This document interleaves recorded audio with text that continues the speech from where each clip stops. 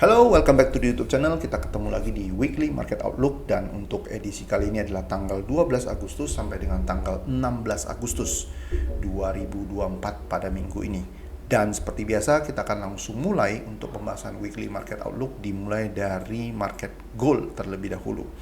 Nah, untuk market gold minggu ini saya melihat ada beberapa peluang skenario yang mungkin bisa terjadi, dan untuk itu saya akan melakukan pembahasan secara lebih mendetail ya di video Weekly Market Outlook kali ini. Saya akan drop down ke time frame 1 jam. Ya, jadi di sini saya melihat ada possible 3 skenario. Ya, ada possible 3 skenario pergerakan yang mungkin terjadi di market gold. Saya akan mulai dari skenario yang pertama adalah skenario yang bullish. Untuk skenario yang bullish ya, yang biasnya adalah upside, saya akan melakukan pembelian ketika market memang konfirmasi membentuk structure seperti ini.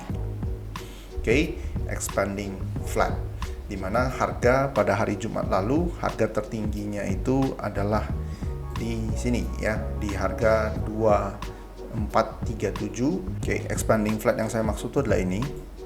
Oke. Kalau market drop dari sini, break di bawah low yang di sini, ya low yang ada di sini. Oke, kita bisa lihat low-nya itu berapa. Low-nya adalah di harga 2416.925. Oke, harga drop, break low di bawah 2416.925, which is itu adalah harga low hari Jumat. Kemudian kasih saya buy setup, maka saya akan buy ke atas. Targetnya adalah minimum to break 2429 atau 2430 ya, the best case 2437. Itu untuk skenario yang pertama, yaitu expanding flat ya, untuk ke atas. Oke, skenario yang kedua yang saya lihat masih mungkin in play adalah yang ini. Oke. Nah, skenario kedua adalah kita perhatikan yang ini ya. Oke, ini adalah impulse A B C. Jadi ini. Oke, skenario kedua itu adalah regular flat to the downside. Oke. Nah, sampai saat ini saya belum melihat di time frame 4 jam ini ada reaksi dia bakal ke bawah. Adapun kemungkinannya dia akan turun secara korektif. Yang artinya kalau secara korektif di sini kita bisa lihat ini ada pergerakan impulse. Oke, maka harganya harusnya akan terdorong naik ke atas. Namun sampai saat ini skenario ini masih cukup valid ya, yaitu ini drop impulse A, B, C ya. Namun C-nya ini harusnya belum ya. Kalau skenario ini mau in play, maka saya lihat kemungkinan harganya masih akan ngejar ke atas sebelum dia kasih candle reaction untuk konfirmasi drop ke bawah. Nah, kalau skenario ini yang in play, skenario kedua regular flat ini yang in play, maka market minimum akan turun to break this low ya, wave B-nya ini 2479. Oke, 2479. The best case market bakal turun break this low ya, 2464. Oke, skenario kedua adalah skenario bearish, yang dimana kalau skenario ini menurut saya mau in play dibuat oleh market maker, maka harganya ada kemungkinan naik lagi, break this top, kemudian kasih candle reaction ya berupa engulfing baik di time frame 1 jam ataupun 4 jam minimum ya, sebagai konfirmasi yang lebih kuat, and then breakdown. Oke, targetnya adalah 2379, the best case 2364 ya, harga low pada hari Senin yang lalu. Ini adalah skenario yang kedua yang kemungkinan bisa juga in play. Nah, skenario ketiga ya, sekarang saya mau bahas skenario ketiga, which is adalah ini. Oke, saya ingin kalian perhatikan gambaran lebih luas. Impulse dari sini kan ada structure sebelumnya ya, impulse A, B, C, D, E. Nah, jadi kemungkinan bentuknya adalah seperti ini ya. Kalau structure yang ini yang in play, maka kemungkinan bentuknya seperti ini. Saya ganti dulu warnanya. Oke. Nah, ini.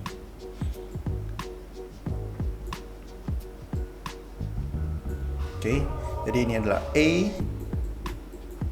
B, C, kemungkinan D, dan kemungkinan E. Nah, setelah A, B, C, D, E ini atau contracting triangle ini, harga akan push to the upside lagi. Oke, jadi ini adalah D. Sekarang kalau structure ini in play, maka kita lagi on the way bentuk D, dan D ini tidak boleh break di atas ini, B ini. Oke, kalau ini di break maka ini terinvalidasi, structure koreksi ini terinvalidasi. Oke, nah sebenarnya structure yang pertama dan structure kemungkinan yang ketiga ini saling berkaitan. Oke, dimana kalau dia mau ke D, dia bisa aja dulu drop di bawah ini. Oke, kasih buy setup lalu naik. Oke, naik and then drop juga secara impulsively ke E. E ini tidak boleh di bawah C. Jadi kalau kalian mau buy dari E menuju ke atas, maka jangan sampai E ini di bawah daripada C. Jadi kalau dia udah drop, ya terutama dia udah take liquidity di sini, kita siap-siap bisa untuk buy. Tanpa break this low, maka harga kemungkinan dia akan naik lagi ke another all time high. Jadi sampai dengan sekarang kesimpulannya dari 3 skenario yang tadi saya sampaikan, kesimpulannya adalah saya lebih prefer mau buy. Kalaupun sell, saya mau lebih kepada short term. Kalaupun buy, saya lebih kepada berdasarkan struktur yang ada di major picture saya, yaitu impulse, ini semua adalah correction. Nah, kita bisa ukur ya sekarang. Saya selalu mengatakan koreksi itu harus waktunya rata-rata akan lebih lama. Oke, so let's count it together. Nah, di sini adalah awal impulse kita. Oke, ini adalah berapa candle? Ya, 91 bar ya. Ini kita gedein ya, 91 bar. Oke, 91 bar. Nah, kita tinggal hitung dari ini adalah periode koreksinya, ini sudah 105 bar. Artinya kalaupun harga drop lagi, ini hanya killing the time ya, and then up lagi. Sehingga maka saya katakan kemungkinan contracting triangle itu juga mungkin terjadi untuk before another all time high.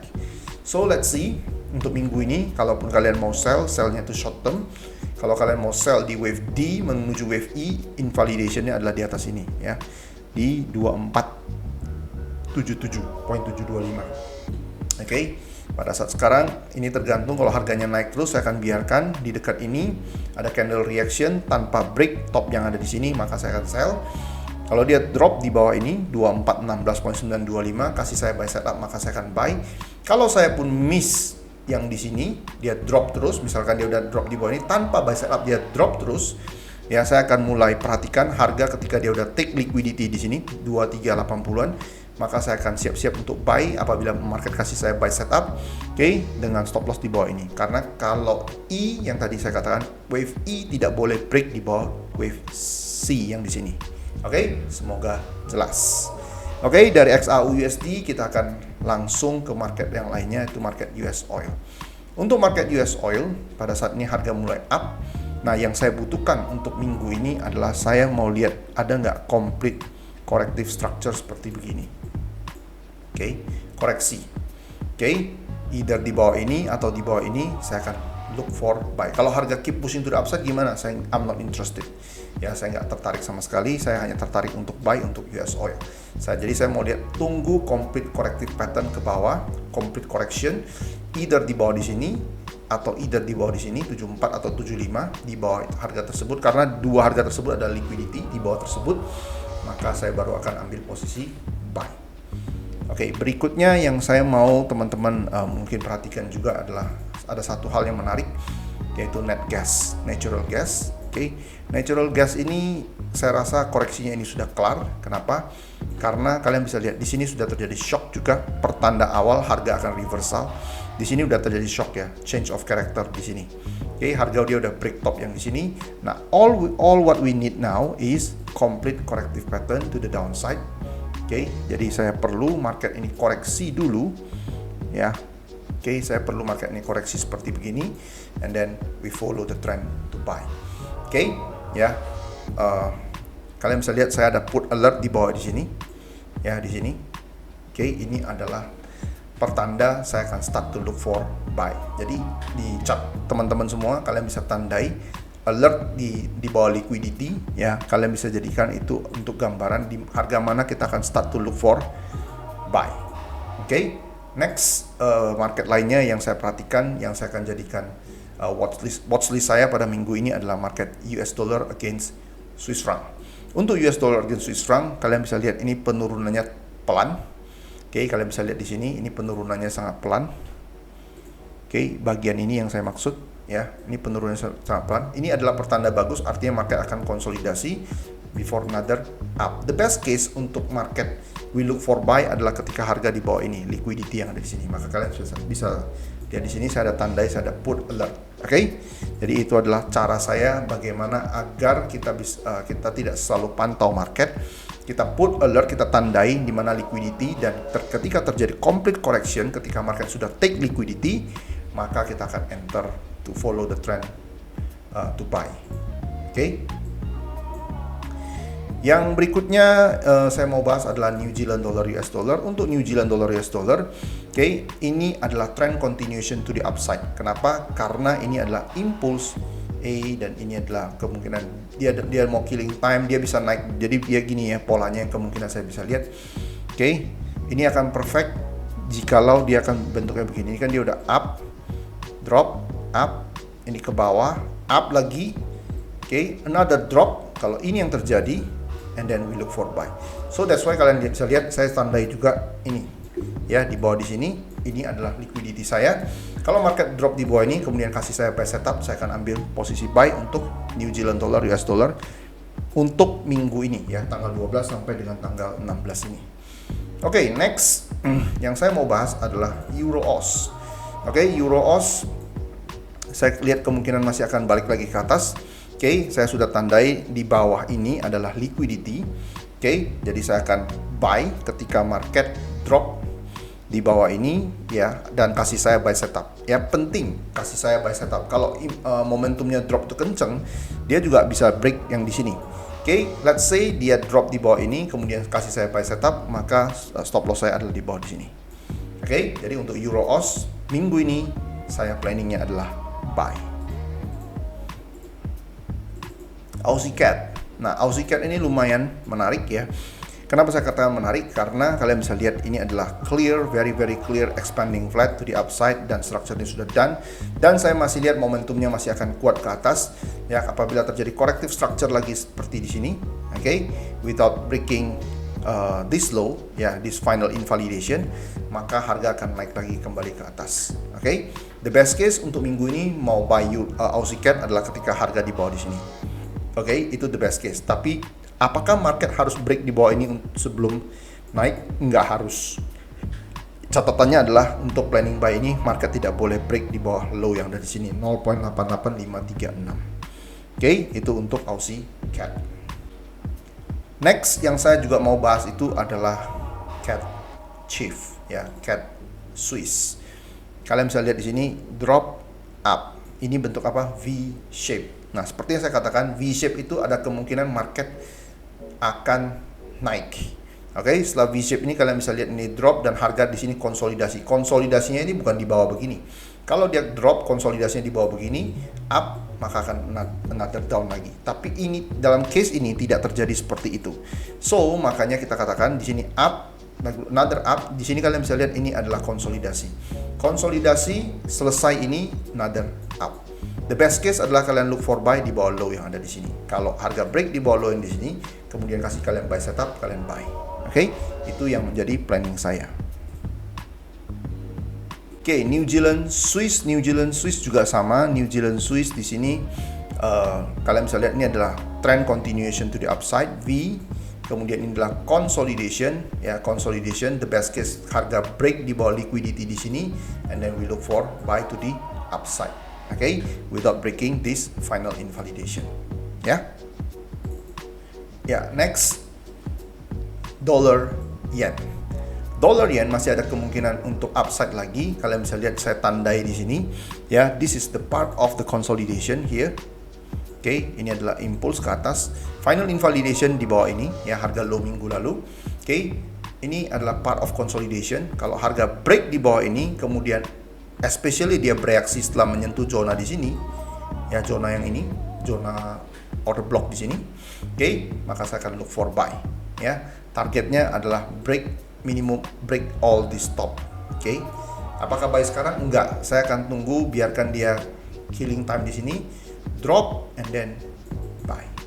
Ya, itu untuk US dollar yen. Pandangan saya untuk minggu ini.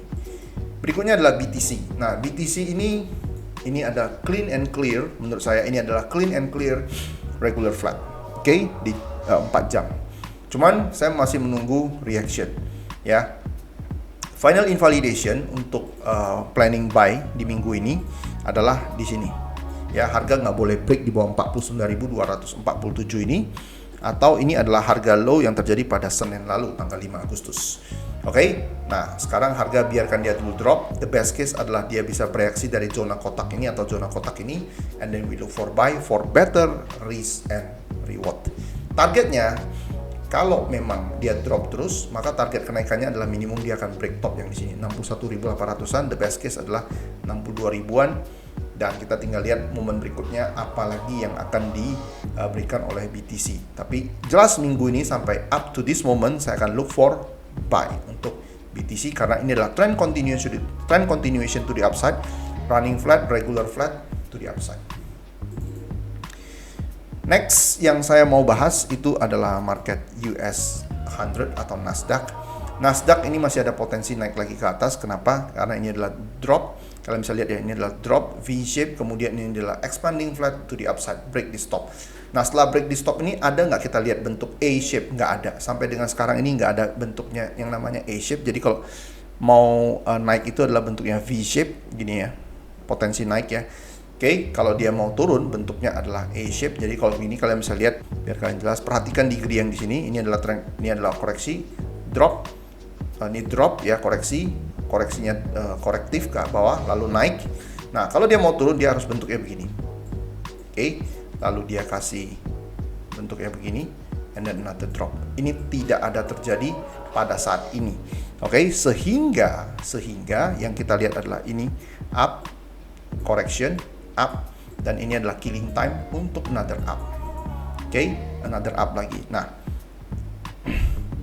target kenaikannya kemana? Target kenaikannya kalau berdasarkan time frame yang ada di sini, kita tinggal tandai target kenaikannya bisa di area ini.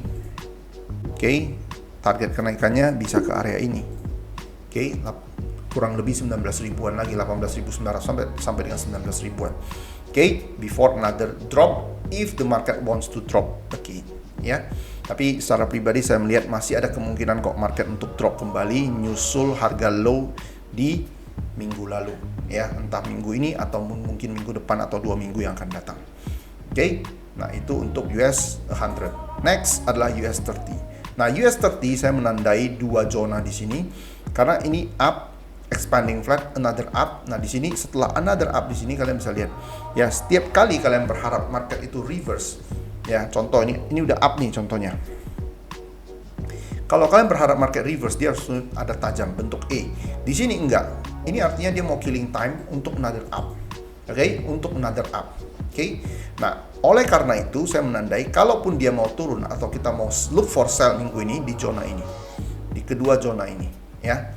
Dimulai dari harga sekitar 39.800-an sampai dengan 40.000. Lalu kalau dia misalkan dia sudah jentuh zona ini saya hapus ya biar kalian jelas. Misalkan nih ada 2 zona yang saya tandai sebagai area untuk sell. Kalau kalian mau look for sell minggu ini, up, konsolidasi, up. Nah, di sini misalkan terjadi reaksi, namun reaksinya itu adalah begini ya, konsolidasi, turunnya pelan.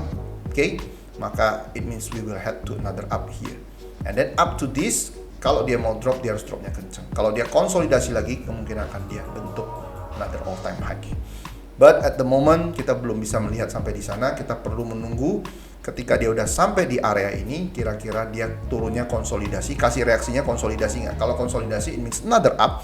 Kalau dropnya kenceng, it means this impulse correction, another impulse to break this low. Oke, itu untuk US 30 pada minggu ini. Oke, I think that's it. Itu yang bisa saya sampaikan di weekly market outlook minggu ini. Always trade with care. I'll see you next time. See you on another update. Bye-bye.